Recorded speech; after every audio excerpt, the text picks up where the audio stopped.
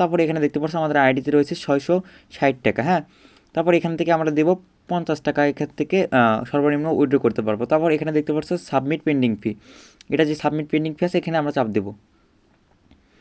চাপ দেওয়ার পর আমাদের পেন্ডিং ফিটা কেটে নিবে। দেন আমাদের এখান থেকে কী করতে হবে, আমাদের এখান থেকে হোমে যেতে হবে।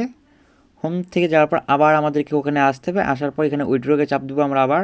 উইথড্রকে যাওয়ার পর এখানে দেখবো, এখানে চলে আসছে new withdraw request. New withdraw রিকোয়েস্টে যাবো। দেন এখান থেকে দেখতে পাচ্ছ উইথড্র মেথড, এখানে আমরা কিসের মাধ্যমে, নগদ, রকেট, বিকাশ। যেহেতু আমি বিকাশের মাধ্যমে পেমেন্টটা নেবো, দেন বিকাশ দিব। দেন উইথড্র ফোন নাম্বার, এখানে আমরা যে নাম্বারটা উইথড্র নিব সেই নাম্বারটা এখানে দিব। আমি মনে করি এই নাম্বারটা নিব।